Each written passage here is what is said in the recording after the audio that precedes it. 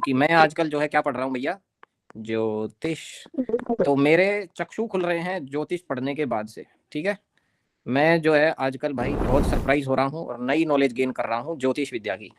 तो ज्योतिष हमारे देश का, हमारी संस्कृति का बहुत ही मतलब ऐसा विज्ञान है, ये ऐसा दर्शन भी है और विज्ञान भी है। और ऐसा है कि जो बिल्कुल मिरेकलस है, आपको एकदम हैरान कर देगा कि अच्छा ओहो ये सब भी होता है। मैं कभी ज्योतिष में बिलीव नहीं करता था, क्योंकि मुझे लगता था कि ज्योतिष प्रिडिक्शन करता है, खाली क्या करता है, भविष्यवाणी करता है ना। ज्योतिष भविष्यवाणी करता है और मैं भविष्यवाणी में बिलीव नहीं करता। मैं सोचता यार अपनी मेहनत से, हम अपने कर्मों से हम अपने इसको बदल सकते हैं भविष्य को, तो ये सब तो क्या ही चीज है, ये ज्योतिष वोतिष कुछ भी नहीं होता है। ऐसा मेरा बिलीव था।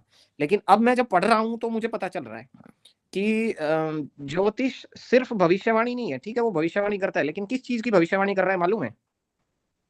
नहीं मालूम है। कर्म फल का सिद्धांत जो है भारतीय दर्शन की और हमारे हम सब की पहचान है, कर्म फल है ना। जैसा हम करते हैं वैसा हमें मिलता है, यथा कर्म तथा फल। ठीक है, तो कर्मों का फल हमें हमेशा मिलता है। अब ये कर्मों का फल कब मिलेगा, कब मिलेगा, ये बताता है ज्योतिष। इसी को भविष्यवाणी कह रहे हैं हम। एक्चुअल में मतलब कुछ ऐसा नहीं है ज्योतिष जो क्रिएट करता हो, ये क्रिएशन नहीं है। ये सिर्फ रिजल्ट का प्रिडिक्शन है कि ये रिजल्ट इस समय इस दिशा में दशा में आपको मिल सकता है। और वो क्यों होता है? क्योंकि हम सब क्या हैं, हम सब लोग ब्रह्मांड के अंश हैं। बात सही है, यूनिवर्स तो यूनिफॉर्म है ना हम सबका, है कि नहीं।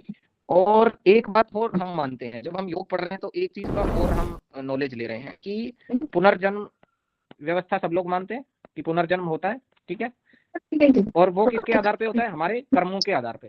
तो हमारा कार्मिक अकाउंट हमारे लिए तय करता है पुनर्जन्म, और जैसे ही पुनर्जन्म होता है तो हम क्या बनाते हैं? जन्म कुंडली। ठीक है, तो कुंडली बेसिकली क्या है? कुंडली is an account of your karmas, correct.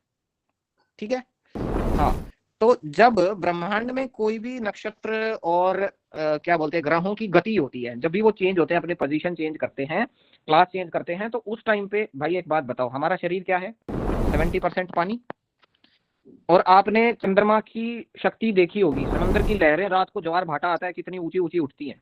क्यों? क्योंकि चंद्रमा चक्कर लगा रहा है पृथ्वी के, और चंद्रमा का इफेक्ट इतना है कि वो जल को इतने, भाई समुद्र के लाखों टन करोड़ों टन पानी को हिला देना कोई मामूली बात है क्या? इतनी शक्ति है चंद्रमा में। तो हमारे शरीर में भी तो 70% वाटर है, तो चंद्रमा का इफेक्ट हमारे शरीर पर नहीं पड़ेगा? दिन और रात का हमारी फिजियोलॉजी पे असर नहीं पड़ता है क्या? दिन कब होता है, रात कब होती है, तो फिजियोलॉजी पे चेंज नहीं आते हैं क्या? तो ऐसे ही जब ये ग्रह चेंज होते हैं, जब इनकी मूवमेंट होती है, तो पूरी पृथ्वी पर चेंज आते हैं, हमारे शरीर में भी चेंजेस आते हैं। और उन्हीं चेंजेस को कब कौन सी पोजीशन रहेगी ये तो प्रिडिक्ट कर सकते हैं ना हम, खगोलीय गणना से, गणितीय विज्ञान से हम प्रिडिक्ट कर सकते हैं कि कौन सा ग्रह कब किस तरीके की मूवमेंट करेगा। बस, तो वही मूवमेंट फिर हमारे शरीर में भी होगी, तो हमें पहले से पता लग जाएगा कि ये रोग होने की संभावना है। ठीक है, क्लियर हो गया। तो जो चीजें होनी है वो होंगी, उनको कोई नहीं टाल सकता, उनको ज्योतिष नहीं टाल सकता है। जो होने वाला है उसको बिल्कुल नहीं चेंज करेगा।